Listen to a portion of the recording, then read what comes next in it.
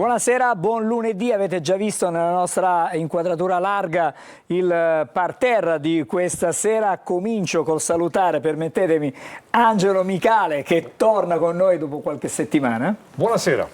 Grazie Angelo, poi vado da Alessandro Vagliasindi. Ben trovati, buonasera. Vado da Max Belotto, quindi la regia fa da una parte e dall'altra. Buonasera a tutti quanti voi. E per ultimo salutiamo, ma voglio dire, in ordine non... ma per ultimo, ma perché Angelo Patanè. di fronte Ma a tu non Micale... hai detto una cosa, volevo dire purtroppo per ultimo. Esatto, ma perché io davanti a Micale rimango sempre ultimo, questa è la verità. Tutti restiamo ultimi, siamo gli ultimi. Vado dall'altra parte dello studio dove c'è la nostra Giulia. Buonasera Angelo, buonasera a tutti voi telespettatori. Rigore o non rigore lo scopriremo tra poco. Intanto mandate i vostri messaggi al numero 342 771 2855. Quella è una serpe però, Perché? scusa, è una ragazza straordinaria, ma comincia però scusami, così, tu non hai idea di quanti messaggi sono già arrivati su questo tema. Non è la piaga, Giulia. Sviscereremo questo tema, ma non solo questo, parleremo della prestazione del Catania contro il Giuliano. Una partita apparentemente semplice per come è andata. Quando l'ho detto io, ci proietteremo, addosso, ho detto apparentemente, ci proietteremo poi al prossimo big match con la Salernitana, perché poi ce n'è un'altra ancora che è quello con il Benevento, e poi c'è Alessandro che ha che un dispositivo del tribunale. Che cos'è che hai davanti? Una sentenza? No, Semplicemente le modalità con cui si svolgerà l'asta da fare venire il mal di testa oggi per la prossima settimana, in modo assai semplice e comprensibile. Possiamo dire che fino al 30 però non avremo risposta? Assolutamente sì. Bene, abbiamo detto tutto quasi. Adesso vediamo il riassunto della partita nel montaggio del nostro Ottavio Longo.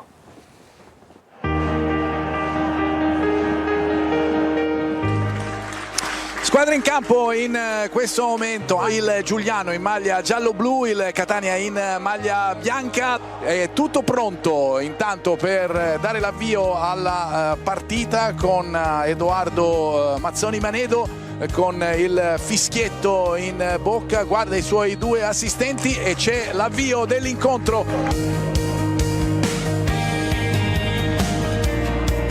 Ma seguiamo questa azione del Catania con Lunetta in possesso del pallone. Lunetta che va al tiro di sinistra e c'è il gol! E c'è il gol del Catania, un grandissimo gol da parte di Lunetta, un gol bellissimo del giocatore con la maglia numero 23.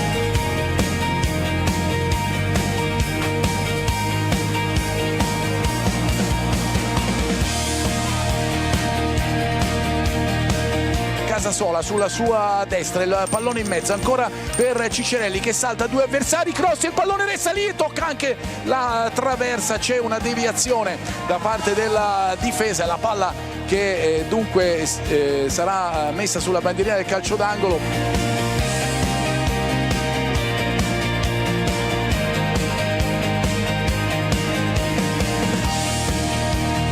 Il gol del Catania proprio con Forte che questa volta è stato freddissimo davanti al portiere russo, lanciato nello spazio. Forte tiene il possesso di palla, si presenta davanti al portiere, lo fulmina con un pallone alla destra proprio del portiere del Giuliano. Riesce a recuperare Stoppa che però non può servire di tacchio, c'è De Rosa alla sua conclusione, ribattuta di testa ancora De Rosa, il palo, e questa volta rischia tantissimo il Catania. Stoppa si libera bene, intanto Imenez che va a servire proprio Stoppa all'interno dell'area di rigore, il suo adesso il palo, il pallone che resta lì, ancora Imenez, il gol da parte del Catania, il 3-0 dei rossazzurri costruito fra la coppia Stoppa-Imenez.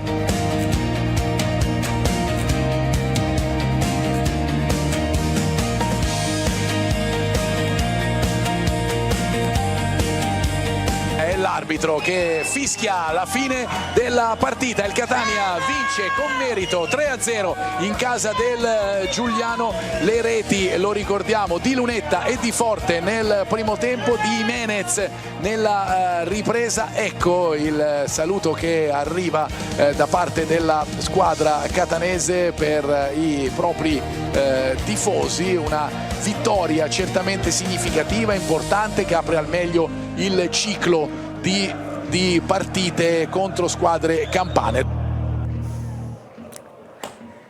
Allora, abbiamo visto la partita quasi tutta. Fa aumentare la suspense, perché dal montato non c'è l'azione del calcio. E l'abbiamo di fatta rigore. apposta, no? Esatto, Adesso dovremo tutto discutere, per montare non dico un po' un'ora e mezza, Paganè, esatto, però questa un questione. po' di tempo lo impiegheremo, ci arriviamo Max, però prima volevo sentire intanto il parere di Angelo Micale proprio su questa partita di Giuliano. Catania ha vinto abbastanza serenamente questa partita, ha sofferto niente, Ma zero. talmente serenamente che c'è stato un momento che ho dovuto applicare degli stuzzicadenti negli occhi perché mi stavo addormentando, nel senso che la partita era veramente tranquilla. Il Catania ha l'abilità di far diventare complicate le partite contro l'ultima in classifica come il Siracusa, no? E poi contemporaneamente invece di far diventare semplice un campo trappola come quello di Giuliano. Giuliano è il classico campo di Lega Pro dove andarci a giocare in trasferta ci vogliono gli attributi per tanti e tante motivazioni. Il Catania ha giocato in tutta serenità, ha trovato il gol immediatamente con Lunetta e in questo periodo qualsiasi cosa fa, diciamo che gli va sempre perfettamente bene, meno male perché nel frattempo sostituisce altri attaccanti che in questo momento sono un po', come si suol dire, in naftalina, in attesa che magari vengano fuori, come Caturano, come anche lo stesso Cicerelli che diciamo non ha attraversa una fase importante dal punto di vista diciamo dell'attività di gioco, però adesso bisogna vedere innanzitutto com'è questa storia dell'infortunio. Dicevo oggi Alessandro che non dovrebbe essere nulla di importante, il che può essere un bene, ma non dimentichiamo che il Catania... Le prime sensazioni dicono questo. Domani mattina farà dei controlli, però come era stato per Forte un paio di settimane fa, è più o meno la stessa cosa. Però questa squadra è talmente da questo punto di vista forte, soprattutto sui singoli, che anche se manca Cicerelli comunque ha dei sostituti in panchina che non scherzano, quindi da questo punto di vista si dorme un pochettino più sonni tranquilli, perlomeno in certe zone del campo.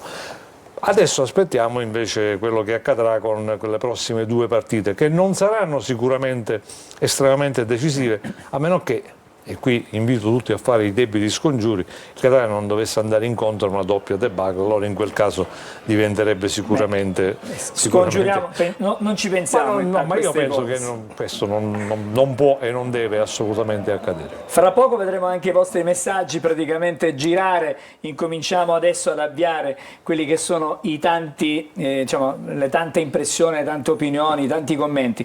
Paganè, ci arrivo da te un attimo, però vorrei sentire prima Alessandro Vagliasindi. Ne abbiamo già parlato, Alessandro, sulla partita del Catania contro il Giuliano a pranzo. Io vi faccio una considerazione che per un attimo esce dalla partita di sabato, per dirvi che il Catania ha fatto ad oggi gli stessi identici punti alla nona giornata del Catania 2024-2025. La classifica dopo 9 giornate l'anno scorso diceva Catania 17 perché, ricordatevi, ci fu la penalizzazione di un punto. Ma hanno fatto un cammino parallelo, 5 vittorie, 3 pareggi, una sconfitta, lo stesso numero di gol subiti, 5, però il Catania quest'anno ha fatto 6 gol in più del Catania dell'anno scorso. La differenza è anche il distacco dalla prima in classifica, l'anno scorso il Catania era a -2 dal Benevento che aveva 19 punti oggi e la Salernitana invece ne ha più 4 sul Catania. Quindi significa che è un campionato questo in cui si sta correndo di più rispetto alla media che abbiamo registrato nelle prime 9 giornate dell'anno scorso. Quindi sono due Catania uguali? No, perché a conti fatti ha fatto 6 gol in più dell'anno scorso. Questa è un'indicazione importante, però rispetto al valore delle avversarie che precedono il Catania deve migliorare necessariamente il rendimento complessivo del reparto d'attacco, perché Salernitana e Benevento hanno già delle individualità nella classifica dei marcatori molto ben definite di reparto, cioè segnano tanto un po' tutti. Il Catania oggi ha Lunetta 6 gol, Forte 3, anzi la regia se vuole può appoggiare a questo mio ragionamento anche la prima grafica, che è quella così dei marcatori stagionali, per capire qual è il margine di crescita che il Catania appunto può avere da qui al proseguo della stagione, a cominciare dai 2 confronti diretti. Questo è il consuntivo dei marcatori aggiornato a sabato, appunto Lunetta 6 gol, Forte 3, Ierardi 3, Cicerelli 2 e poi a un gol Aloi d'Ausilio, Donnarumma e Jimenez. Praticamente mancano a questa classifica Caturano, Rolfini, perché no Stoppa, che chiaramente no, lo diciamo sì, a tutti gli effetti è un attaccante, Quindi nella crescita di questa squadra, che comunque sta dando oggi dei segnali di equilibrio tattico, ecco il motivo per cui 7 clean sheet è un dato molto importante questo, ma non è decisivo. Nella crescita di questa squadra io mi concentrerei sull'apporto a questa classifica marcatori di Caturano, di Rolfini, di Stoppa, per avere, diciamo, un rendimento più uniforme che possa consentire al Catania di vincere quante più partite possibili. Alessandro, prima di sentire Patanè, con Max Belotto ancora non abbiamo visto l'episodio incriminato, però possiamo dare un giudizio complessivo della prestazione dell'arbitro, Max? Sì, a parte il discorso dell'episodio del rigore che poi analizzeremo con calma dopo, secondo me la prestazione di Mazzoni Maneto è stata una prestazione nel complesso positiva, un elemento che comunque ha, diciamo, privilegiato il gioco è scorso molto bene, i fischi sono stati ridotti, mi sembra di aver visto dalla statistica circa 24 fischi in tutta la partita, a dispetto di quello che è successo la domenica prima dove ce ne sono stati ben 44, quindi quando vi parlavo di interventi che hanno inflazionato un po' troppo il gioco nella gara con il Siracusa, nella gara di Giuliano abbiamo assistito ad una gara che, grazie anche alla correttezza dei giocatori, grazie anche ad un agonismo non eccessivo e grazie anche al buon gioco espresso, l'arbitro, diciamo, si è adeguato, ha accompagnato la gara in maniera corretta, precisa, puntuale, fatta eccezione, diciamo, per l'episodio del calcio di rigore, salvo eccezione, diciamo, nel complesso la prestazione la ritengo molto molto soddisfacente, direi un voto di 6,5, come ho detto anche in occasione della diretta stadio. Allora, abbiamo adesso 2 minuti per Patanè, perché poi voglio andare da Giulia per i primi messaggi che stanno già girando, ma adesso poi sentiremo anche dalla viva voce di Giulia. E allora partiamo dalla classifica, visto che abbiamo e allora, sollecitato stasera praticamente facciamo vedere grafiche. Alessandro ha raccontato ovviamente come si snodava la classifica l'anno scorso. I punti della Salernitana, quei 22 punti, rappresentano un record del secolo, del presente secolo della Salernitana, cioè era da oltre 20 anni che la Salernitana non cominciava un campionato con questa media punti.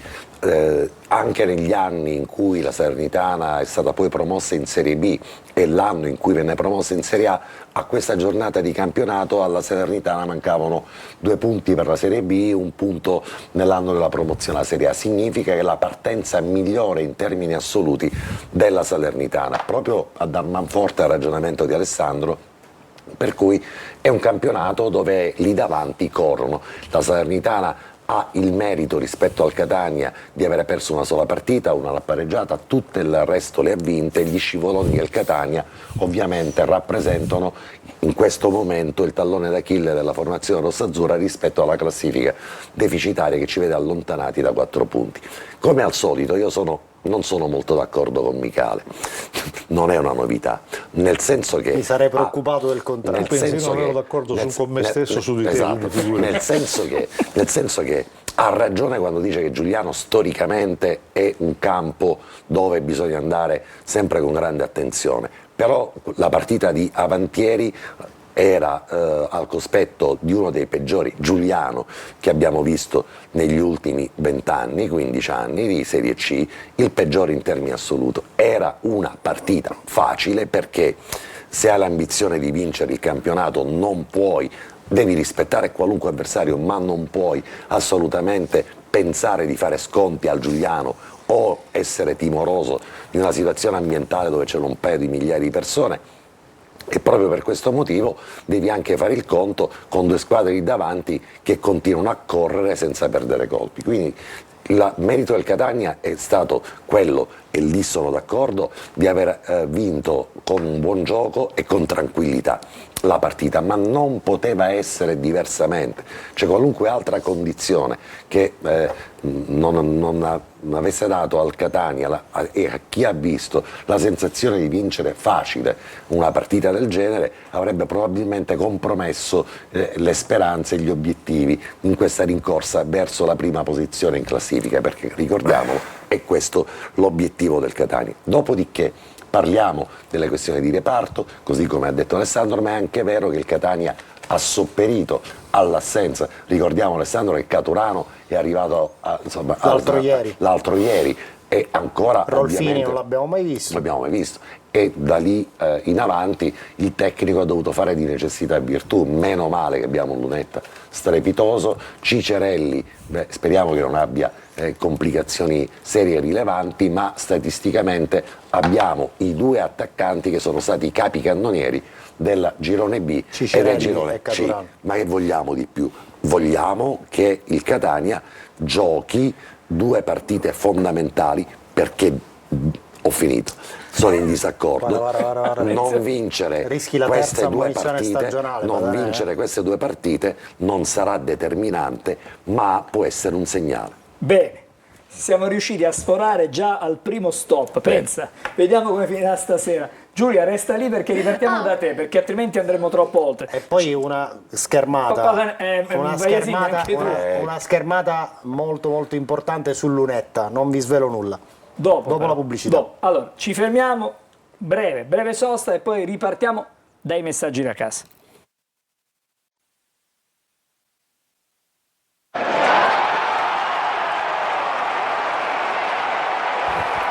Padanè, La storia di Michele è straordinaria.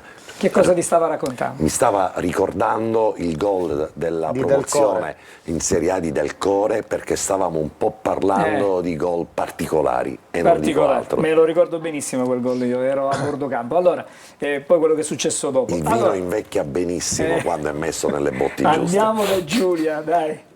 Tranquilli e sereni, non carichiamo questa partita come se fosse una finale. La Salernitana è una squadra come tutte le altre. Angileddu, Raimo merita sicuramente il gol e più spazio in campo, anche da subentrante nel secondo tempo, scrive Antonio da Giarre.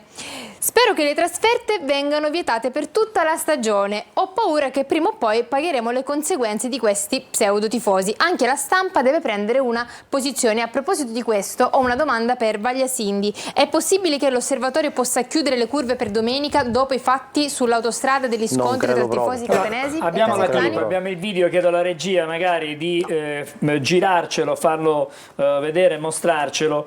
Sono gli episodi capitati sull'autostrada subito dopo Salerno. Eccolo qui, il video di quanto accaduto e da una parte e dall'altra. Alessandro, però ne abbiamo parlato oggi ampiamente nel corso di Anteprima Corno, lo ripetiamo chiaramente anche stasera, è un fatto Immagine certamente di cui solo vergognarsi, non dico altro, bisogna solo vergognarsi. Situazione assolutamente scellerata, perché poi a volte siamo sodali in chi dice che le trasferte vanno rese quanto più pubbliche e libere possibili, ma al cospetto di scene di questo tipo, che tra l'altro fanno il giro dell'Italia, perché purtroppo tutte le volte che il Catania viene interessato, non sono tifosi quelli, sono altri soggetti che magari si mischiano a chi va in trasferta solo per tifare, però poi inficiano l'immagine di una città e soprattutto danno un'eco, una risonanza nazionale fondamentale. Di questi fatti ne sono capitati altri in giro per l'Italia, ma il quinto servizio su Rai 1 nel telegiornale di prime time di mezzogiorno, esatto, non era mai capitato, o meglio è capitato per altre cose, ma vedere quelle scene nel telegiornale nazionale di Rai 1, il più visto d'Italia, in quel momento francamente non depone bene e mi dispiace tanto, perché io sono uno di quelli che vorrei davvero che molte trasferte venissero rese libere e controllate, però di fronte a situazioni del genere ovviamente non si può che dire che a volte, anzi quasi sempre, gli osservatori e le prefetture ci azzeccano, e anche quando non dovessero azzeccarci purtroppo dobbiamo prendere nota di questi avvenimenti che non fanno bene ai 20.000 che saranno a Catania. Tra l'altro c'era stato anche un prologo sul viaggio d'andata, sui traghetti, scontri tra tifosi del Catania, cioè, insomma, ma di che stiamo parlando? Alessandro, però sulla domanda che facevano i telespettatori, No, è possibile che vengano adottati provvedimenti sulla partita Catania-Salernitana? Non credo proprio, perché comunque sono fatti avvenuti lontano da un impianto di gioco, verranno prese sicuramente delle misure preventive nei confronti insomma, dei tifosi per le trasferte Alessandro, future. era un timore francamente che avevo anche io, concordo su quella che ovviamente è la giurisprudenza. Perdonami, già ci sono tutti i biglietti Curva Nord esauriti, quindi non avrebbero aperto neanche la prevendita se ci fosse D'accordo. stata l'avvisaglia di qualcosa. La prevendita è partita oggi alle 14, la Curva Nord già è esaurita, quindi come fai a tornare fai? indietro? No, No, no, non, il come non fai. fai partire la prevendita. Se posso permettermi, sicuramente non verrà preso nessun tipo di provvedimento nei confronti, anche perché secondo me sarebbe veramente brutto vedere una partita importante come quella di domenica, è un po' come rivivere la finale di Coppa Italia. Però vi vorrei ricordare che l'ambito di applicazione della responsabilità oggettiva si estende in ogni luogo, non solo dentro lo stadio o nei pressi dello stadio, che recita testualmente in questa maniera: la responsabilità si estende al comportamento dei tifosi in ogni luogo, non solo allo stadio e anche prima e dopo le partite. Questo principio si basa sul fatto che le società hanno un legame con i loro sostenitori e devono adoperarsi per garantirne un comportamento corretto, seppur non possono controllare dappertutto. Domanda: perché a Roma non succede mai niente? Non mi chiedere, perché tanto voglio dire, siamo in Italia, quindi voglio dire, Era l'esempio che avevo fatto senza indicare. No, quel leggermente puncicato mi è rimasto qua. Sì, lo ricordo È una anche cosa io. che non- Ma anche perché ci sono io- incidenti, caro Angelo, che sappiamo, ormai sono alla conoscenza di tutti, che purtroppo dove ci rimangono persone anche ferite e quant'altro, Max, e lo nessuno dicevo, prende squalifica. Tu entravi all'Olimpico scortato perché eri un arbitro, io ci andavo invece da cronista e tante volte ho dovuto fare, ero più in forma, il giro dell'Olimpico dall'esterno per evitare anche io di essere, incontrare qualcuno. sì, di essere accarezzato, quindi mi è capitato. Però il rischio, secondo me, indipendentemente dal fatto che il Catania abbia venduto i biglietti, perché i biglietti alla prevendita la aprono. Vi dico che sono rimasti solamente un 150 biglietti in Perfetto. curva sud, perché curva nord è già tutte esaurite. Però io ho timore, magari verrò ampiamente sconfessato, che ci sarà una punizione esemplare per il Catania sotto forma di responsabilità oggettiva. Se non sarà questa partita sarà per la Casertana, però. normale, certo, chiaro, dire, ma mi sembra, figurati, cioè, è il minimo sindacale. non è chi inizia prima e quell'altra No, non ragione. importa che inizia prima che inizia dopo, perché il fatto è stato di una eco così importante, Che non può passare inosservato. il fatto che abbiano bloccato un'autostrada, cioè non sono stati scontri che si sono verificati nel tragitto, nella strada secondaria, nella strada statale, nella strada comunale, pubblica. no, hanno praticamente bloccato per X tempo l'autostrada, la gente è rimasta bloccata, i servizi sono rimasti bloccati e ho il timore serio che prima o poi, spero che non sia adesso e mai più, e quindi spero che non sarà mai più, ma prima o poi arriverà una punizione esemplare come quella probabile che prima o poi arriverà della chiusura delle curve, quantomeno delle curve, o addirittura, come è successo in casi più gravi a Catania, la chiusura dello stadio per gli utenti e per gli abbonati. E questo è un problema serio. Ricordiamoci che in passato il giudice sportivo ha adottato dei provvedimenti di chiusura di alcuni settori dello stadio dando effetto dalla partita successiva, perché da un punto di vista organizzativo non c'era il tempo per rendere applicabile la misura sulla settimana in corso e la decisione del giudice sportivo. Quindi se il tuo ragionamento può avere fondamento, magari è da vedere sulla partita col Benevento. Allora, dico, io voglio ammesso e non concesso. Lo voglio proprio scongiurare questo ragionamento, però è una notizia che è rimbalzata in maniera così violenta sugli organi di stampa nazionale. Bloccare un'autostrada il giorno di weekend, il rientro è stata una situazione che davvero estremizza poi anche le reazioni non soltanto dell'opinione pubblica, per cui Catania è sempre associata a fatti che hanno poco a che vedere invece con gli altri 19.900 che vorrebbero essere e saranno sicuramente per Catania Salernitana, ma viene associata ad episodi di questo genere e non ci lamentiamo. 2 minuti ancora per la nostra Giulia con i messaggi, vediamo un po'. Francesco, buonasera a tutti. È sempre festa quando in studio c'è la presenza di Angelo Micale, rappresenta l'icona del giornalismo sportivo catanese. Poi passo Infatti io ho passo messo il dopo alla vestitino cassa. poi. adeguato. È un cameo, non è un'icona, Un è cameo, molto un di più. cameo. Già. Ancora, ma Cicerelli con la Ternana in che ruolo giocava per aver segnato tutti quei gol e altrettanti assist? Toscano per caso lo sta usando male? Si chiedono. Adesso salta fuori la verità. Contro Salernitana e Benevento sapremo di che pasta è fatto il Catania. Adesso è il momento di dare un segnale forte. Saluti Antonio. È arrivato il momento di capire di che pasta siamo fatti. Forza Catania. Angelo Micale, ancora il miglior giornalista di calcio, un vero competente. Complimenti per l'acquisto in squadra di Max Velotto. È una promessa, Micale, prima o poi crescerà, ma crescerà bene. La differenza quest'anno è la rosa del Catania, a mio parere superiore di gran lunga a tutte le altre. PS, come si fa a non dare un rigore come quello, tra l'altro con la possibilità di rivederlo più volte? Antonio da Catania. Aspettate, stiamo arrivando. Su questo stiamo episodio. Non posso dire una cosa arrivando. subito a Max. Max, perdonami, tu che hai rapporti con i vertici del calcio planetario, arbitrale ovviamente, ma è normale che chi sta a casa non veda le immagini e guarda l'arbitro? Davvero questo è il primo di tutti i disservizi che possono fare indurre in errore chiunque. Andro, questo è il Lega Pro, che è Lega dove c'è Pro, un sistema, normale.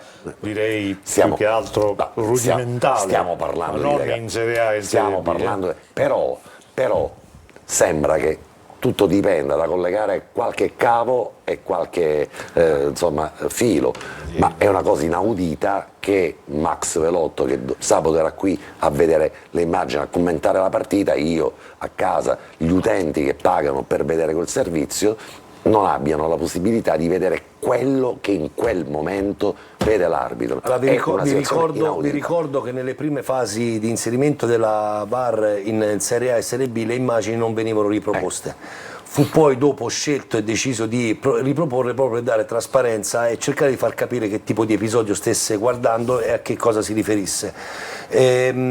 Ci stanno lavorando. Ma che significa? Ci stanno lavorando. Ma che siamo in Italia? Ma che ci vuole a collegare? No, non lo so. Quando non lo alzi so, il telefono non e lo so. parli Non con lo so qualcuno nello che specifico, comanda, non lo so. So se vuoi una risposta da parte mia, ti dico che ci stanno lavorando, come stanno lavorando anche sulla possibilità di dotare tutte le squadre di un monitor con un circuito interno che rimanda il segnale in tempo reale sulla panchina per dare la possibilità ai dirigenti o a chi si occupa di valutare, per dare supporto all'allenatore, di valutare l'episodio in tempo reale per evitare poi che qualcuno possa chiamare un intervento 40 secondi dopo, uno può chiamare 2 minuti dopo, un Come è altro lo chiama. successo proprio a No, Catania, e quindi tra- questa tra cosa Catania si e sta Siracusa. mano a mano la stanno disciplinando. Però questa la reputo fondamentale. Padanese, Fondamentalissimo. ci dobbiamo fermare, Giulia, ci dobbiamo fermare. fermiamo. Breve sosta, poi ripartiamo e cominceremo ad analizzare, anzi analizzeremo il famosissimo episodio. Partiamo da là, poi vedremo anche gli altri, dai, facciamo così. E meno male che è finita 3-0. E meno male. Capirai.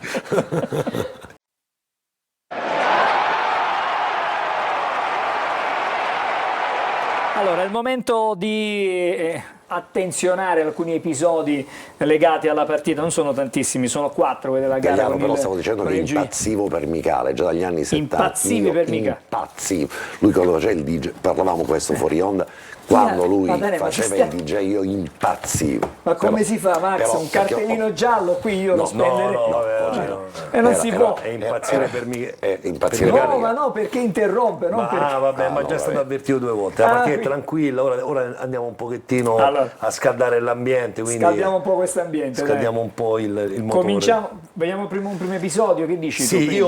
io se mi permettete Sì. vorrei fare una premessa Sì. a quello che andremo a dire. Allora, io oggi, caro Angelo, mi sono divertito, ti dico la sincera verità, non lo dico per stuzzicare nessuno, però mi fa molto piacere che la mia presenza in questo studio generi, diciamo, insieme alla rubrica che abbiamo fatto in collaborazione, molta curiosità ed interesse. come tutte le persone che esprimono un parere a livello pubblico, so benissimo di essere soggetto a critiche, lo sono stato per tanti anni. Quando ho fatto l'arbitro, il lunedì mattina era la curiosità di leggere la Gazzetta dello Sport, il Corriere dello Sport, per vedere cosa scrivevano, oppure ora ci sono i social. Io ho finito quando i social ancora erano in fase di lancio, quindi 2013, ho smesso in quell'anno lì, però oggi mi diverto ad andare a leggere alcuni articoli su internet, alcune mie partite in particolare dove l'arbitraggio non è stato, quindi sono un po' abituato a questo. Detto questo, vorrei però in maniera serena e collaborativa con i nostri telespettatori, vorrei fare un piccolo passaggio su quanto detto durante, diciamo, diretta stadio, perché io mi sento in dovere di chiedere umilmente scusa. No, ma giammai questa cosa. No, di chiedere umilmente scusa ai telespettatori se non sono stato in grado, perdonatemi, di non essermi espresso correttamente e di non aver dato durante il live della gara quello che era il mio pensiero in quel momento.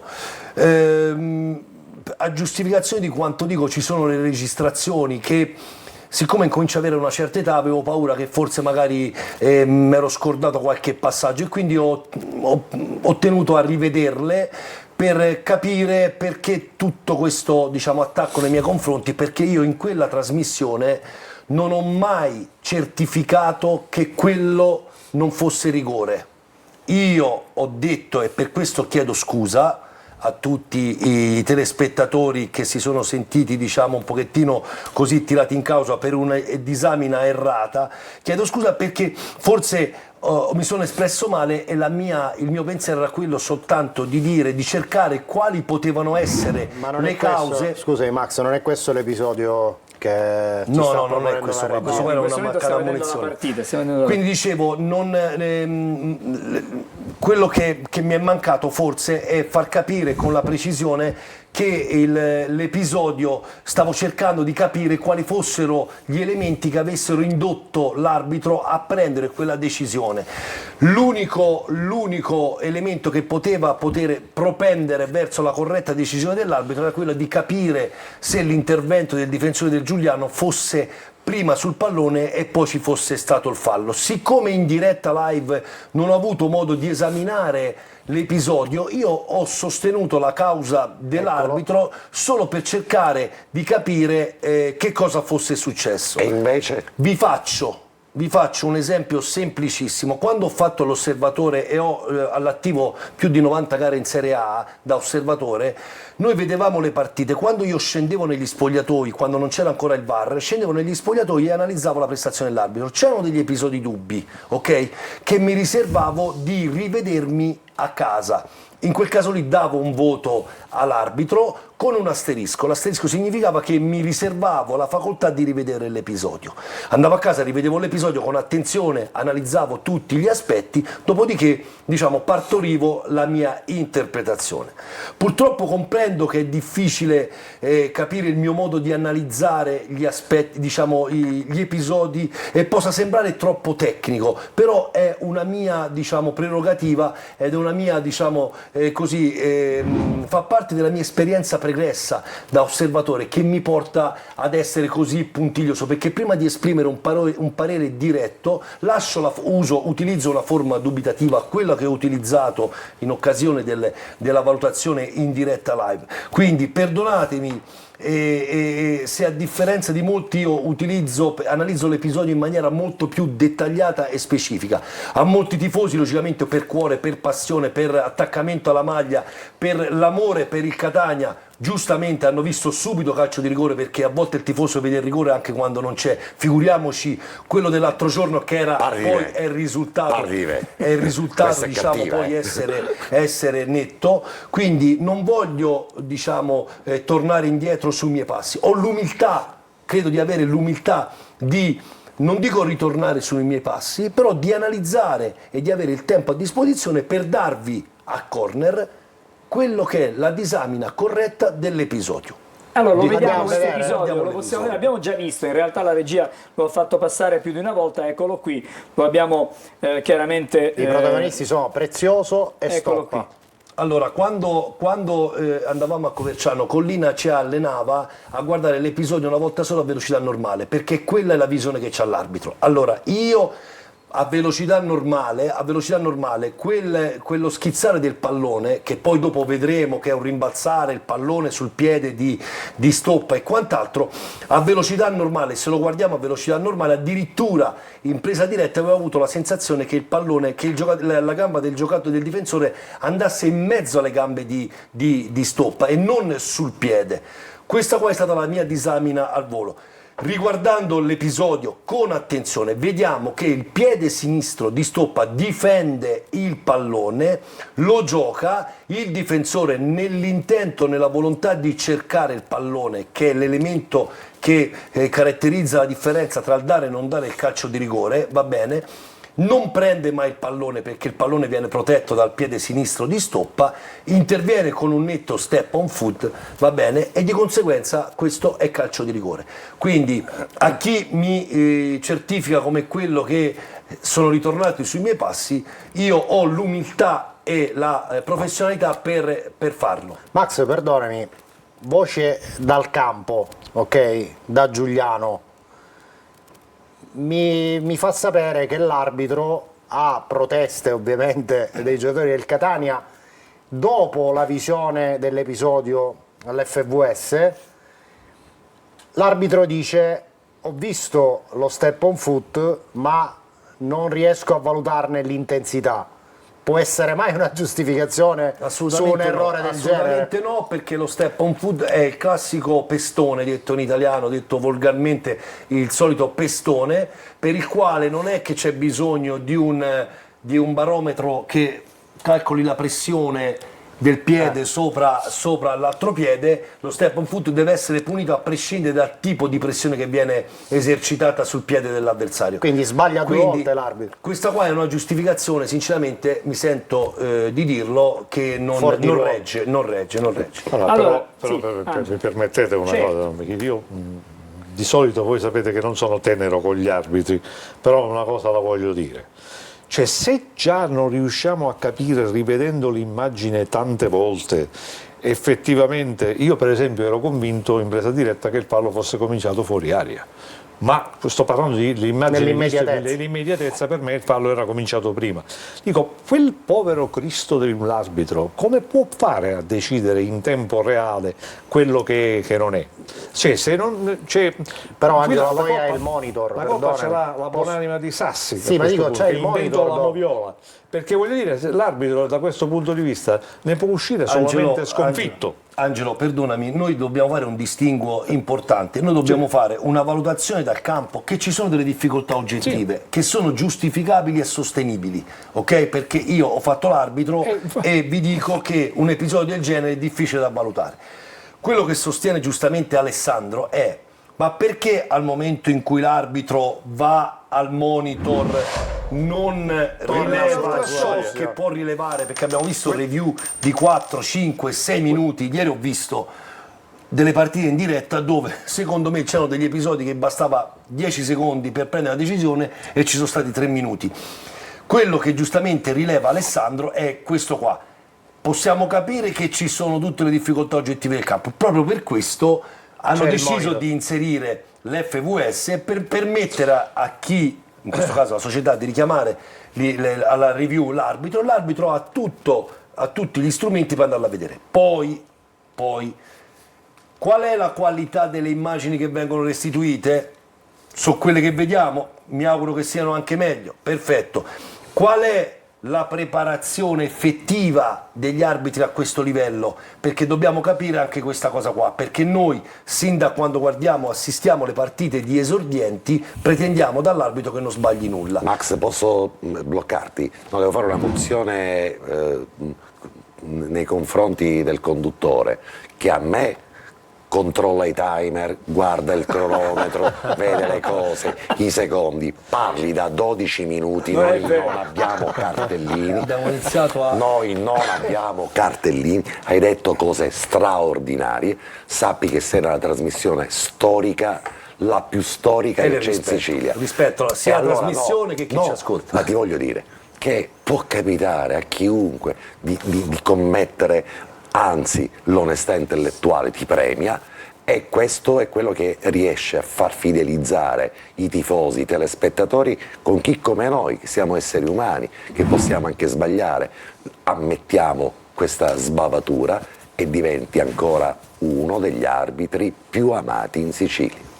Oh, grazie a Patanè. Dimmi, No, Angelo. io però una cosa sempre la volevo dire in effetti, però alla fine a questo punto c'è qualcosa che non quadra. Innanzitutto abbiamo completamente stravolto il calcio, perché una partita adesso dura dai 110, quanto dura adesso attualmente? 104, 105, 105, 107. Anche di Cambia più. completamente tutto, perché fermare il gioco per 4 minuti ha un suo valore in un certo momento storico della partita.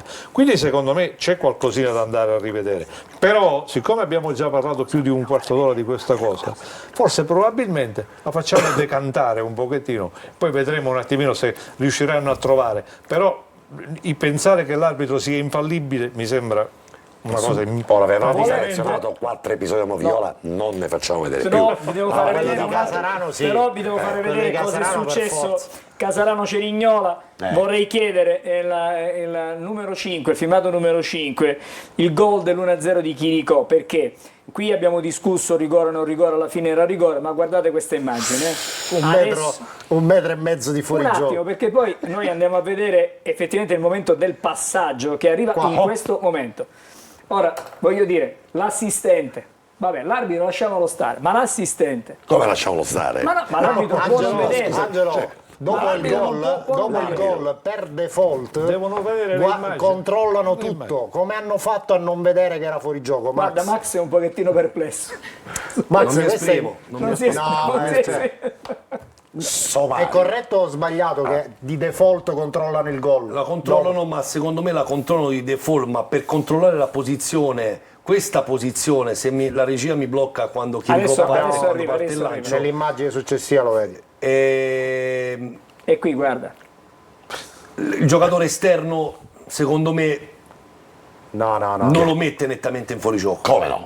Vai, Max, allora è proprio. oh, cioè, non ti è bastata sabato. Scusatemi, per una volta mi ascoltate. Basta Moviola. Te certificheresti questo fuorigioco al 100%? Ci scommetteresti? 101%. Beh, c'è Ce da lo dire fai che- rivedere di nuovo Gaetano? E Fabrizio? Max, allora, cioè, che cos'hai? Dai. Cosa c'è? Guarda le ombre, basta guardare le ombre. Chi lo cioè, tiene in non ci gioco? vuole. Mago Zurlì. È fuorigioco di 1,5 metri. Ma chi lo tiene? Fuorigioco di 1 metro, secondo me 2 metri. Ok, d'accordo. 2 metri, 2 metri. Vabbè. 2 metri. Finiamo qui con la moviola. Facciamo una stasera. cosa, mandiamo la Guarda le pubblicità. Oh, sono d'accordo, mandiamo la pubblicità. Patanè e Bagliasindi, state tranquilli durante la pubblicità, ci rivediamo fra poco, sentiremo anche Giulia e poi c'è una grafica che dobbiamo fare vedere. Interessante. Molto interessante.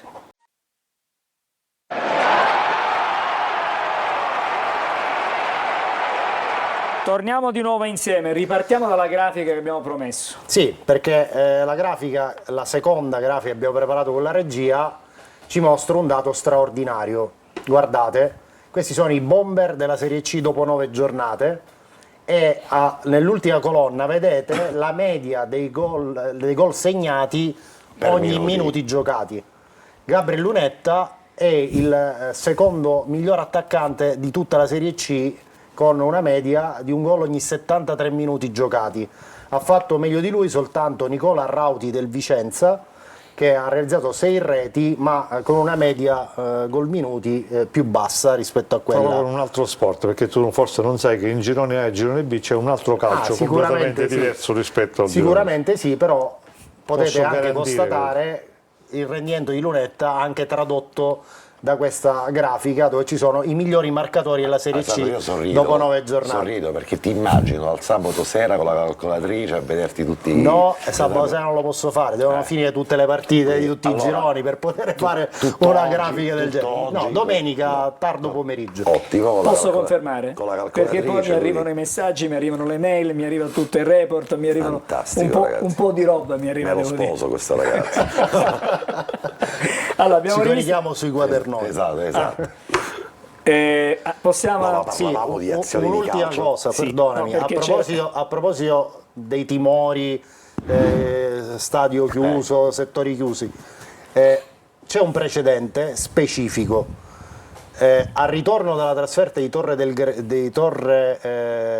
Greco, i tifosi del Catania ebbero degli scontri in autostrada con i tifosi della Cavese. Il provvedimento che fu adottato fu il divieto di trasferta per i tifosi del Catania e per i tifosi della Cavese nella trasferta successiva, cioè i tifosi del Catania, in conseguenza di quei fatti, ai tifosi del Catania fu vietata la trasferta di Crotone, ai tifosi della Cavese fu vietata la trasferta successiva. Quindi se il metro di valutazione è lo stesso, il fatto è identico, in autostrada scontro tra carreggiate opposte, lanci eccetera, fu vietata alla tifoseria del Catania la trasferta di Crotone. Alessandro, fai l'avvocato come me. No, ti sto dando un precedente, non sto dicendo che... C'è nel sistema di valutazione anche un concetto che si chiama recidiva, specifica, reiterata, e quindi sono tutte valutazioni che se vanno bene una volta non possono andare bene per sempre. Lo dico per chi magari ha in mente che siccome per una volta è andata di lusso, la seconda vada altrettanto bene. Può capitare, me lo auguro. Io sono più portato a pensare che questo divieto di trasferta sarà molto più lungo, non si limiterà a una sola gara in trasferta, ma verrà applicato su un arco temporale molto più ampio. Allora, facciamo così. Esauriamo il discorso partita con Giuliano, facciamo vedere il migliore, le pagelle, così poi ci possiamo dedicare a Torre del Grifo e poi al prossimo avversario che chiaramente c'è Michele che... penso che Padrone si può dedicare a Torre del Chirapi. Allora, cominciamo con il migliore. Ci siamo, giusto? Andiamo. Sì, andiamo a scoprire che è stato il migliore, senza dubbio, Antonio Lunetta con voto 7,5. Possiamo apparire ripetitivi, ma come si fa a non premiare quello che al momento è il gol rosso-azzurro più bello della stagione? Una rete a minutaggio rapido, fondamentale per mettere da subito le cose in chiaro su chi sia la squadra più forte. La prepara da manuale, fa velo sulla proposta di Casasola, perché ha già in testa l'attacco della profondità, percependo quale sia la squadra più forte. Il resto è roba da ben altra categoria. Gabriel vola. E questo è stato il migliore. Adesso invece andiamo a vedere le pagelle per quanto riguarda tutto il campetto e partiamo dall'allenatore toscano con voto 7. 6,5 per Dini, Ierardi e Di Gennaro, 6 Celli, 6,5 Casasola, 6 Quaini, 6 anche per Corbari che prende il suo posto, 6,5 per Di Tacchio e anche per Donnarumma e anche per Raimo che poi lo sostituisce. 7,5 Lunetta, 7 Jimenez, Cicerelli senza voto, Stoppa 6 che prende il suo posto, 7 per Forte e 6 per Caturano che lo sostituisce. Magari c'è qualche 6 che poteva essere 5,5, ma insomma, su una partita, te lo dico io per valutazione onesta. Perché se entriamo nell'ottica delle valutazioni, io dall'inizio di questa stagione guardo e visto che ci confrontiamo e scorniamo anche a vedere il prossimo avversario che è la Salernitana. Michele sa perfettamente dai tempi di Argentino di Salerno che a Salerno c'è c'è una tifoseria ma anche una stampa particolarmente agguerrita. Io continuo a vedere, non ultimamente, ma le prime 4-5 giornate di campionato, dove ricordiamoci la Salernitana le aveva vinte, poi insomma, anche una serie di insufficienze molto gravi e soprattutto sospetti nei confronti dell'allenatore, il direttore generale, il direttore sportivo. Soltanto adesso un po' la situazione si sta calmierando perché a Salerno quindi queste insufficienze rotonde sono di buon auspicio perché magari a Salerno sarebbero state 5,5 e sarebbero state almeno 2 o 3 insufficienze diciamo serie. Che queste sufficienze stentate non hanno fatto danno, ok? Questo diciamo alla fine può essere perché la partita era facile, perché la partita era abbordabile, però ci stanno tutti. Abbiamo finito con le pagelle? Sì. Oh, bene. Salvo che il nostro direttore... Non mi permetterei mai. No, come no? Sono fatte proprio per questo. No, già abbiamo visto l'altro giorno che poi arriva Toscano, si arrabbiano, meglio lasciamo stare. Mi chiedo, guardando quel campetto, chi sopravviverà di questi titolari. Cosa significa sopravvivere? Nel senso, chi ci sarà nella prossima partita con la Salernitana. Io penso che buona parte di questi ci saranno sicuramente. Nel senso che... Allora, io provo a indovinare. Caturano era pronto da 3 settimane, gli abbiamo visto giocare sul... E togli Forte dopo che ha fatto questa partita a Giuliano. Perdonami, Ale, scusami. Io ragiono perché, così come tanti telespettatori, ascolto noi giornalisti, Caturano per quanto ci riguarda c'è stato detto... Facciamo un giochino, lasciamo il campetto in visione e ognuno di noi esprima Io non un'idea esprimo. su quelle che possa essere La La mia mia speranza è che novità gioca per a dove- voi. Poi per Perfetto, me tutto questo- il resto... Su questo io sono d'accordo con Angelo perché Nicastro. per tutto il resto secondo me può anche essere secondario. Vorrei Io Però penso può a Loi di cambiare- Tacchio. Io penso a Loi di Tacchio. Allora Io di dico Tacchio penso Cicerelli. che possa cambiare un pochettino tante cose. Il resto, secondo me, non Cicerelli succede potrebbe niente. non giocare, Se Cicerelli. Cicerelli potrei pensare ad Ausilio con l'opzione stoppa magari a gare in corso. D'Ausilio che da un punto di vista tattico gli può dare un qualcosa in più a livello di palleggio, a livello di A proposito di Toscano, aiuto al attenzione alla centrocampo. battuta di Toscano che proprio ai vostri microfoni ha detto, Alla mia domanda, ha una precisa domanda dicendo che perché non vediamo un'altra volta, può darsi che giochiamo con 2 punte questa volta, può darsi che quindi possa mettere sia Caturano ma anche qualche Non altro... mi pare che sia ancora maturo questo momento perché Caturano non è ancora al 100%. Mi fa Io riguardare infatti il penso che campetto. proprio contro la Serenità del Non lo- Benevento non lo questo fa. non avverrà, Appunto. però poi Sì. vediamo. e allora posso pensare... Fra 3 partite questa È probabile cosa che secondo possa... me sì.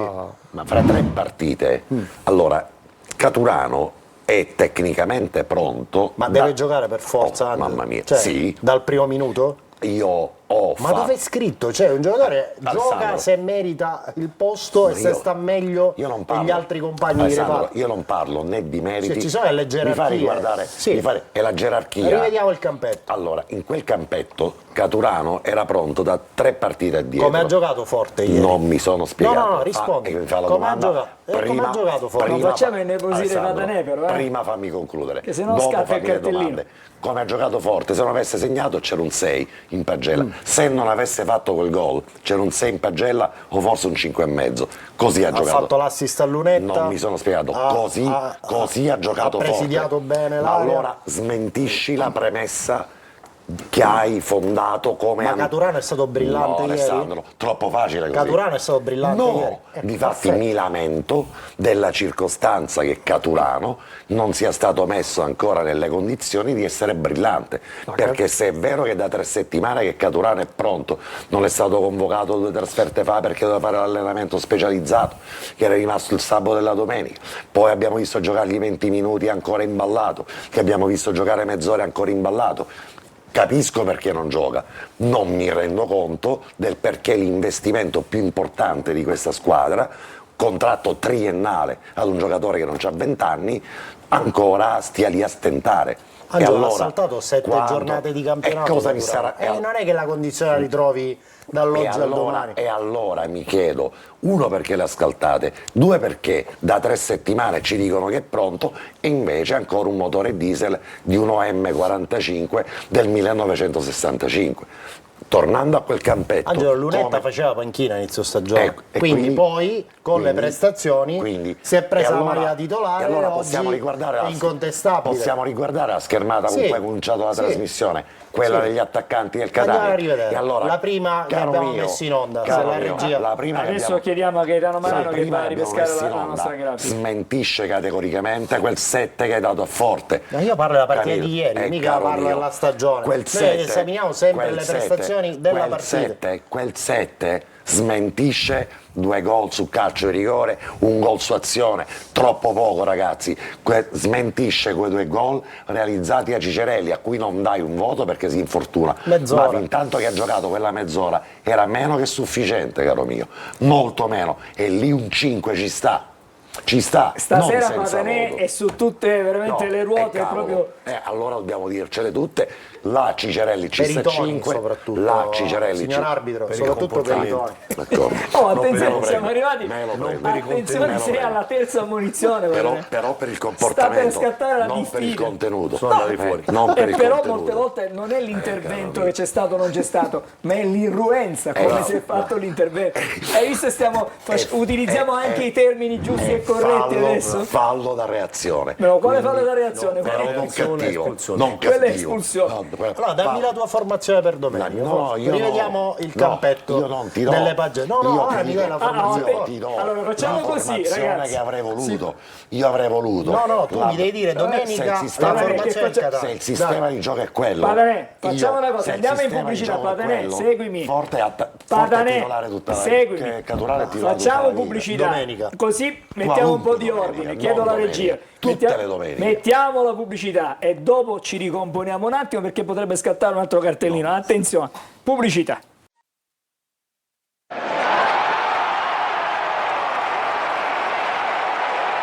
Speriamo che la pubblicità sia bastata per riportare la Dico calma. una cosa e taccio per sempre. No, non lo dire, va bene, perché non è così. Allora, Forte ha realizzato 2 gol su azione e 1 su calcio di rigore. Nella nostra grafica avevamo invertito i gol. Girati poi il microfono, che Sì. sia un pochettino piegato dell'euforia. Il reparto rimane ancora deficitario perché la Salernitana, che è la prossima formazione che affronteremo, vede Roberto Inglese a 4 gol, Ferraris ne ha fatti 3, Ferrari ha fatto 3, Capomaggio ne ha fatto 2, uno di quello di ieri che è stato consacrato come un gol da cineteca, in realtà mi sembra il museo delle cere dei difensori. Non è un gol da cineteca.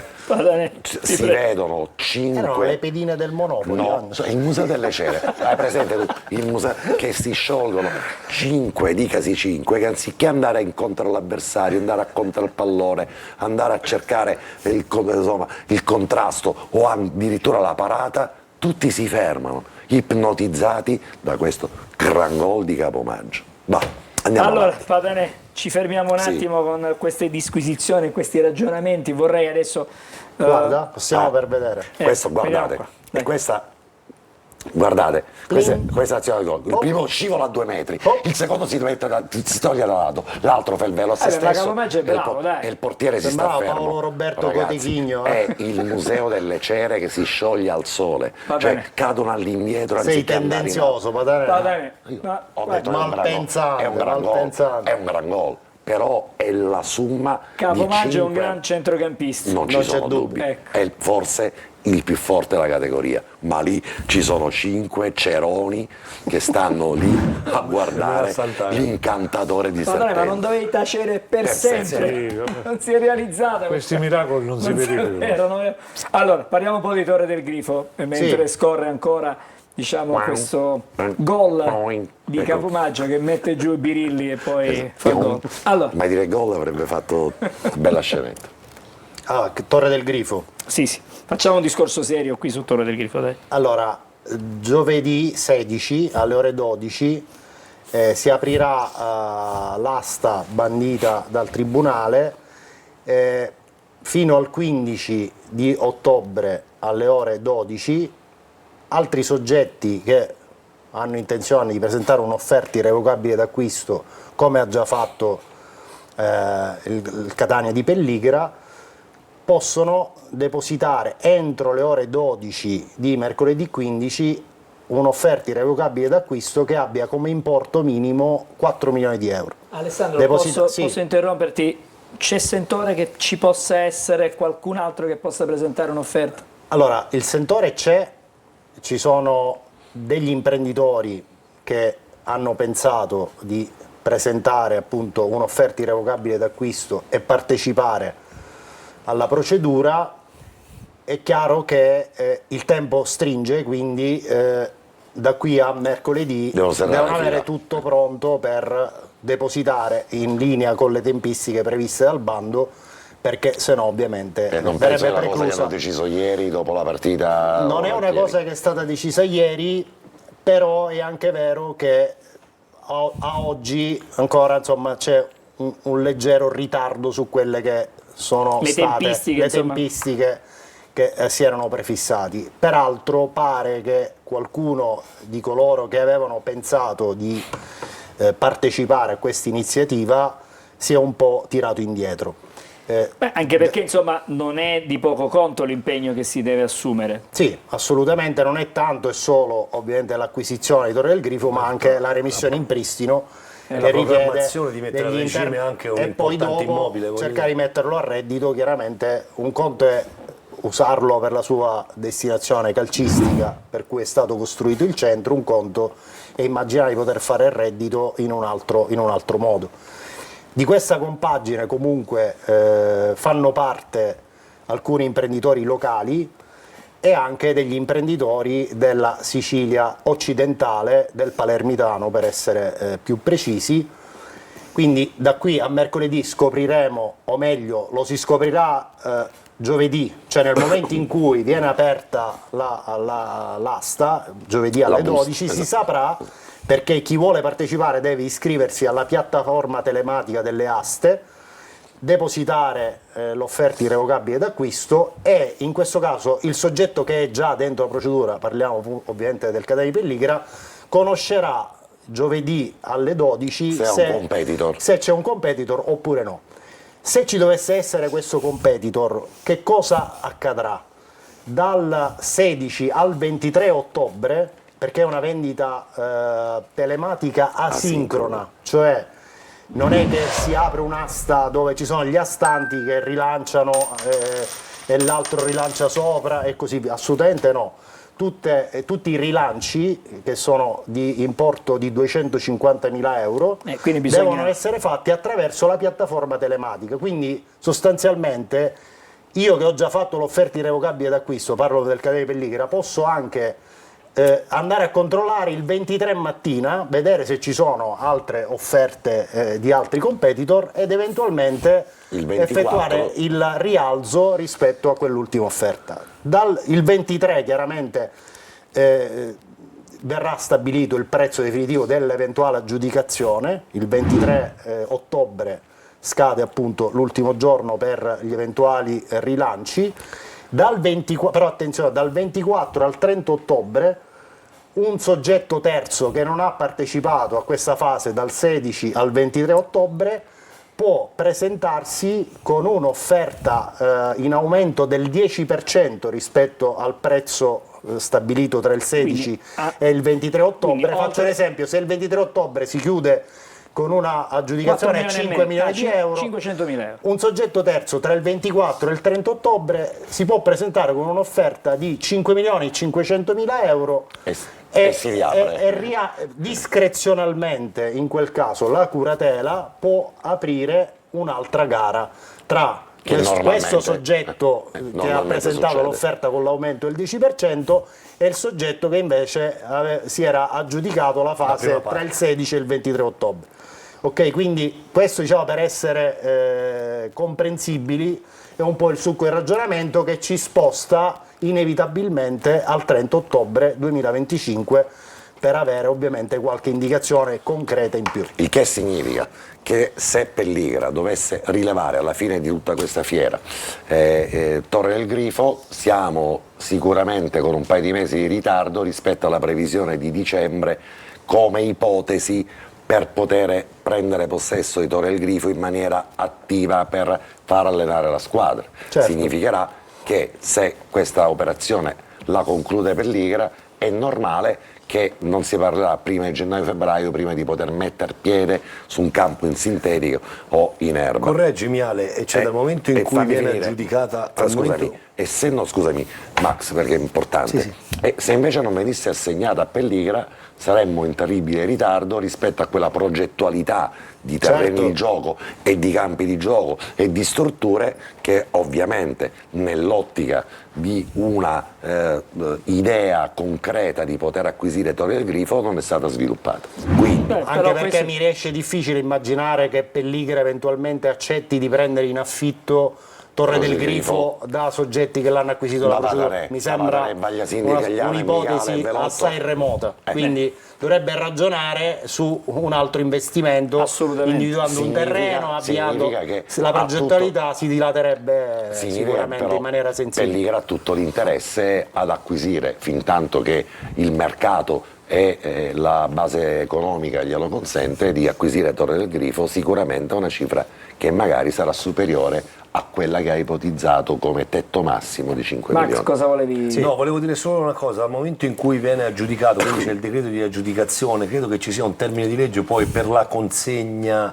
Sì, vabbè, bisogna versare, mi sembra intanto- entro 30 giorni dal decreto di Intanto aggiudicazione, intanto poi bisogna c'è il versare il termine saldo. ultimo per versare il saldo, Sì. e poi gli vengono consegnate le E ti ho chiavi. detto di fatti che Siamo a dicembre, fine anno. siamo a dicembre per prendere le chiavi. chiavi. C'è Assolutamente una domanda sì, da Max. casa che Sì. ancora non è passata, ma l'anticipiamo. Se Sì. non si presenta nessuno oltre Pelligra, Bisognerà sempre aspettare il dal 30. 24 al 30, Perché là potrebbe scattare la la seconda possibilità fase. che chiaramente in quel caso si parte da 4, si resta a 4 milioni perché non c'è nessun altro oltre Pelligra. Il soggetto ipotetico che si presenta dal 24 al 30 dovrà mettere 4 milioni e 400 mila euro, quindi un'offerta che aumenti del 10% Al quella 30 del ci prezzo arriviamo dell'aggiudicazione. comunque. Al 30 si ci deve arriviamo. arrivare per Al forza. 30 ci arriviamo comunque. Allora, siccome noi siamo in zona Comunque è molto pubblicità, importante capire il 16 alle ore 12 se c'è un'altra offerta irrevocabile d'acquisto oltre quella per la quale è stata indetta. Però in ogni oltre caso- quella Arrivare il giornata. 29, in ogni caso potrebbe dobbiamo- arrivare il 29. però Potrebbe potrebbe arrivare arrivare, il 24 mattina, perché No. entro il Tra 23 il 24 e il 30 ottobre. Ah, quindi Quindi praticamente fino al la 30 storia è ottobre lunghissima. in Può teoria. arrivare. Allora, questo gruppo di ipotetici o reali imprenditori potrebbe decidere di non partecipare all'asta nel momento dell'apertura, ma di partecipare il 29 In seconda battuta. in seconda Il battuta, 28. il 28, il 27 o anche il 30, che è il termine ultimo, è sui 4 milioni di euro, e non sarebbe una mossa tra l'altro così peregrina, perché se partecipi subito in apertura puoi portare Pelligra a Guarda, fare un Michele è venuto rilancio. il mal di testa. Oh, No, no, a me Torre del Grifo mi fa sbadigliare. È diverso il concetto. Hai ragione. Io purtroppo non ci trovo niente di interessante in tutta l'operazione, per cui Vabbè. ma mi dispiace, è una cosa che ho già detto in tempi diversi. E Allora, facciamo così. Dietro la pillola di saggezza di Michele, taccio davvero. Bravo, pubblicità e dopo torniamo perché dobbiamo parlare A ancora tutta Salernitana. a tutta Salernitana e non solo, sono i messaggi da casa anche.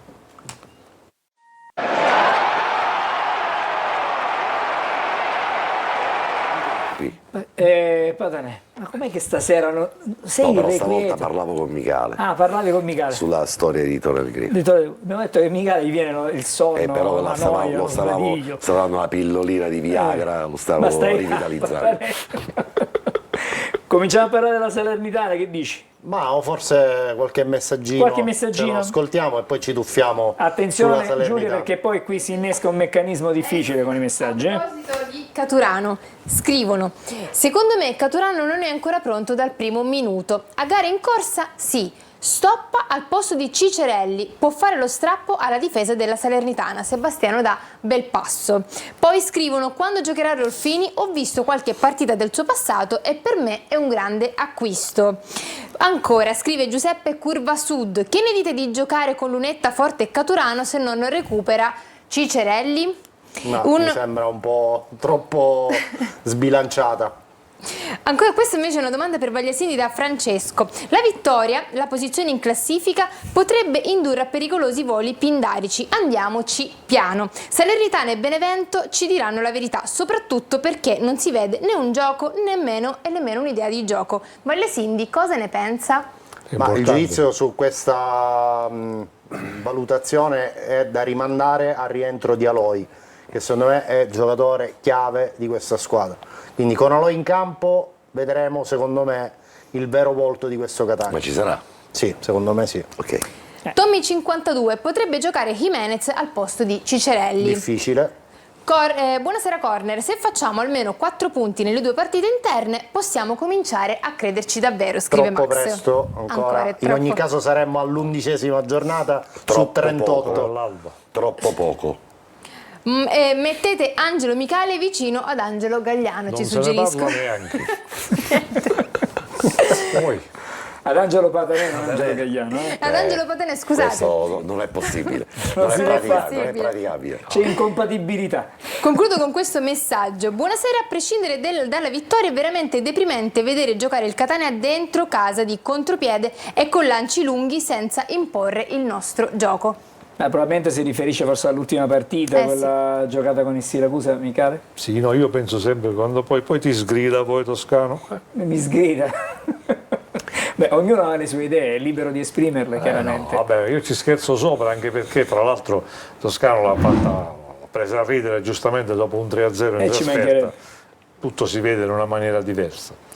Allora, Però Michele mi ha insegnato una cosa cosa. ti ha insegnato? Me ne ha insegnate tante. Però che io sono abbiamo che non 10 me ne- minuti di trasmissione, sono che va bene, non sono che vorrei me ne andare ricordo. oltre. Però a fronte della vittoria, al cospetto della vittoria, la gente si dimentica se hai giocato male, se hai giocato di seconda battuta, se la partita è stata lenta, se ti sei addormentato. Se vinci la partita finisce tutto quanto, perché alla fine contano. Guardate che Peppe Raffaele alterna con la Salernitana, e ci arriviamo subito, quindi Angelo ti do subito l'assist. Peppe Raffaele alterna, esatto, bene, lo switcho subito. Belle partite giocate con questa formula di questo tridente, i due davanti, un altro trequartista importante dietro, però alcune soporifere, altre vinte Ma dipende stecco. anche forse dall'avversario che è di fronte, molte volte. Però vince. E allora se vinci ti si perdona tutto, se non vinci cominciano a fare la lente di ingrandimento. E allora il Catania esprime il gioco che ha potuto esprimere per una squadra senza attaccanti, dove bravissimo Forte a portare da solo sulla croce per tutte queste partite di questo campionato finora. La mia considerazione è legata a Caturano, al enorme ritardo col quale ci dicono che è pronto e non lo è. Quindi sono d'accordo con Alessandro che il campetto Che riprendiamo non lo vedo. la stessa discussione No, di prima. non lo vedo dal primo minuto. Va bene. Non mi chiedo che cosa stiano a fare. Però ce se ne mi- andiamo. se un mese- lasciamo scusate. loro- No. Giallo, rosso, azzitta di non parlare Qui Devi uscire allo studio. rosso. 2 basta. minuti devi uscire allo Può studio. stare qua ma in silenzio fino alla non fine, puoi solo parlare per i più, saluti. attenzione. Non se ne può più. Allora, vediamo la Salernitana per piacere. Sì, vediamo la Salernitana in questa grafica che abbiamo preparato con i numeri della Salernitana e l'ultima formazione schierata in occasione della partita di Monopoli. Prima in classifica 22 punti, rispetto al Catania ha una partita in più in casa. E poi quello che è importante notare è appunto il contributo degli attaccanti, giocatori come Inglese, Ferraris, ci possiamo aggiungere a Schick, che magari non è gollifero ma è un giocatore che a partite in corso può sicuramente... La classica zecca. Sì. E anche manca all'appello Michael Liguori, che finora praticamente non ha mai giocato, ma a Padova, prima dei problemi che ha avuto, problemi giudiziari, aveva incantato con dei gol di pregevolissima fattura. Nell'ultima partita Peppe Raffaele ha schierato un 3-4-1-2 dove il portiere Donnarumma sta facendo una stagione strepitosa. Non so chi sia più forte fra lui e Dini, perché c'era una bella sfida. Stiamo parlando di due eccellenze in assoluto. Uno bravissimo, l'altro più Padanè. alto. Sì. Padanè. In difesa hanno giocato Coppolaro, Golemic e Anastasio, uno degli ex, poi è subentrato Matino. A centrocampo hanno giocato Ubani, poi sostituito con Barone, Capomaggio e Tascone, che sono i due punti fermi di questo centrocampo, hanno praticamente giocato tutte le partite, e poi Luca Villa, che secondo me è il giocatore chiave della Salernitana.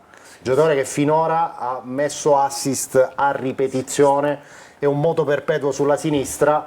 Credo che il duello Villa-Casasola sarà uno dei duelli chiave di tutta la partita da un punto di vista tattico. Ferraris ha giocato a tre quarti con Quirini, che poi è subentrato. In avanti hanno giocato Inglese e Ferrari, con Ascic che è subentrato a Ferrari. Indisponibili sicuramente per Catania il difensore Cabianca e il centrocampista Kes De Boer, che è stato anche lui un obiettivo di mercato del Catania lo scorso Volevo estate. Che sentire fra Angelo. l'altro fra l'altro, secondo me probabilmente l'elemento più forte è proprio questo De Boer, perché quei pochi minuti che gli ho visto giocare è davvero un giocatore che a Catania avrebbe Livello fatto, alto, livello alto, avrebbe sì. fatto bene. Assolutamente. Avrebbe fatto molto bene, molto bene. Per il resto io sostengo che tutta la partita sarà interessante vedere quanti fischi prenderà Inglese nel momento in cui toccherà il pallone, perché suppongo che Catania non dimentica, e l'atteggiamento di Inglese, non lo voglio far dimenticare neanche io, non è stato davvero, diciamo, il migliore, non è stato il migliore. Io non dico che doveva comprarsi una pagina del giornale per dire grazie Però, insomma, nemici mai. Però insomma, c'è modo e modo per lasciare una squadra e per lasciarla in una certa maniera. E diciamo che Inglese... Ma anche perché aveva un debito di riconoscenza nei confronti del Catania, che lo aveva rilanciato dopo un anno e mezzo di oblio.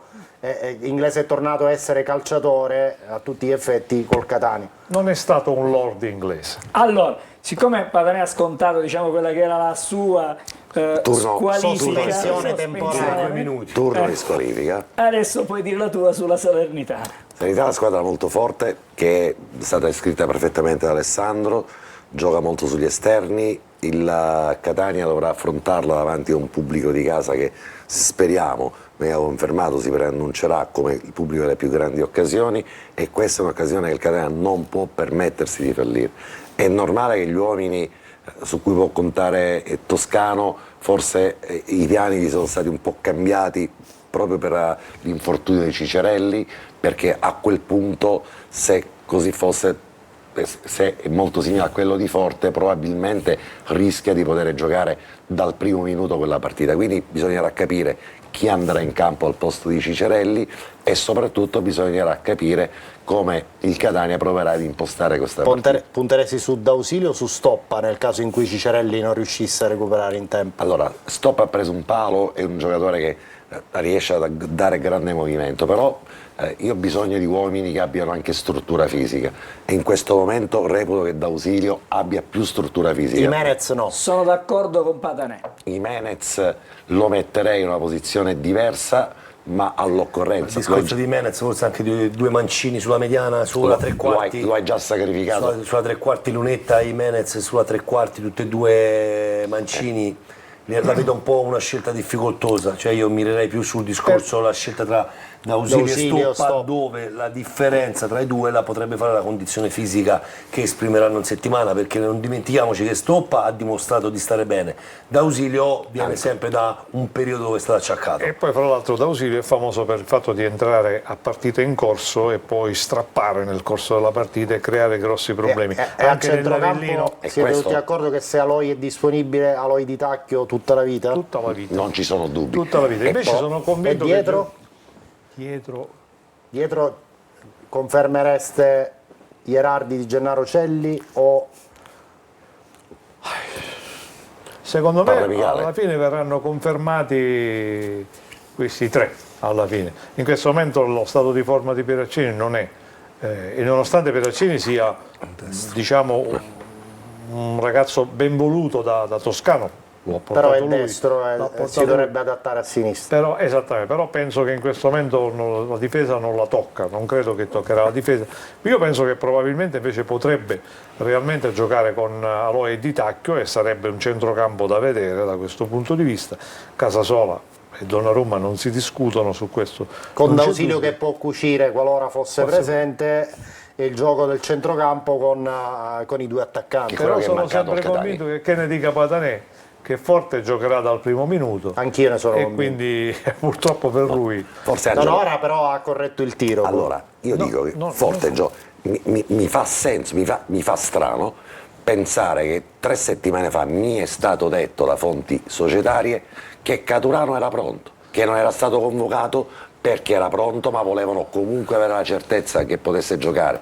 Per me è un giocatore pronto, capisco che ha bisogno poi di riprendere il tempo partita, il ritmo partita, ma da allora sono passate 2 settimane e non è pronto né per fare i 20 minuti né per fare la mezz'ora, e allora c'è qualcosa che secondo me mi stona nel ritardo con cui Angelo, però la struttura fisica di Caturano è una struttura Ruffini, particolare. ma sono tutti, cioè, sono tutti quanti. Angelo, da domani arriverà anche un nuovo fisioterapista allora, di spessore, ci stavo quindi i arrivando. muscoli dei calciatori Ci stavo- saranno trattati. Vediamo se poi invece Toscano ci sorprende tutti e gioca a Rolfini. Perfetto, ci stavo arrivando, Allora, ragazzi, perché non è possibile invece, che chi si infortuna perdonami, sta 3 mesi fuori. Tra dai. i numeri della Salernitana si può anche leggere quale può essere il tallone d'Achille.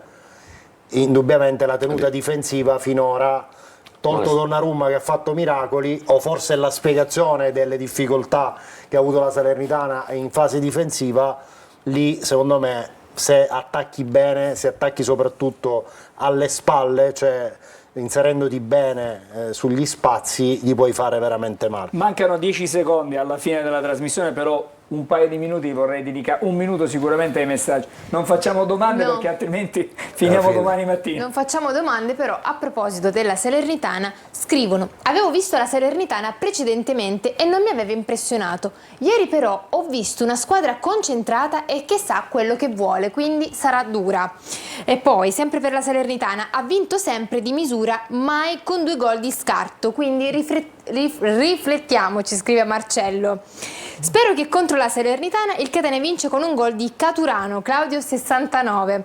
E col cartellino rosso Patanè però dovrebbe uscire dallo studio. Vabbè, la prossima settimana ci organizziamo così. Ci saranno le Poi decisioni, esporremo il regolamento. ci saranno le decisioni del giudice sportivo. in quindi settimana. però ce se l'hanno la anche prossima con di te. corner non lo vedete, Ce l'hanno anche Attenzione con te. Magliasini. ok? Mandi Perché? solo messaggi contro di me, poi No, lui aspetta, ti aspetta. manda quelli. Velotto, però merita la munizione anche Vagliasindi perché lui provoca. Quindi Lo sa Anche per fare, Vagliasindi lo la sa prossima fare, volta. sono un mestierante. Ok. abbiamo finito. Se mi piace questo atteggiamento così ilare, perché questo è dovuto chiaramente a un 3-0 in trasferta. certo. Volevo ben vedere se le cose fossero andate in maniera diversa, se stavamo qua ancora Vabbè, magari. a giocare e a Profezia. scherzare. Uomo gol della partita è forte. Oh, attenzione, lo sta dicendo Patanè. Ci dobbiamo fermare. Grazie Giulia per essere Grazie a stata con noi voi. come sempre. Grazie a tutti, A buonanotte. Corner, grazie a Max Velotto, Grazie a voi. grazie ad Angelo Micale. Grazie a te. Alessandro, Buonasera buona a serata tutti. anche a te. Chiudiamo con Angelo Noi Patanè. continueremo dopo. Continuerete a farvi una discussione. esatto. Noi con Corner torniamo la prossima settimana. Ora c'è la partita. Lunedì sera, poi ovviamente prima però all'ora di pranzo lunedì ci vediamo con Anteprima Corner. Venerdì torna la nostra preview con Marco Carli. Diretta stadio, manca a dirlo, alle 14 di domenica saremo qui per raccontarvi Catania Salernitana. Adesso godetevi questo 3-0 di Giuliano Catania con la telecronaca. Dedicare un editoriale nel caso di Vittoria il Catania, da così, un editoriale Va di bene. 20 secondi. E poi dopo ci facciamo fare ce lo facciamo l'editoriale. bene, io lo voglio rivedere. Da Domenica, Giorno lunedì Micali, c'è prossimo. la partita, c'è Giuliano Catania, il commento di Marco Carli e Carlo Breve. Grazie a tutti, buonanotte, ci fermiamo qui.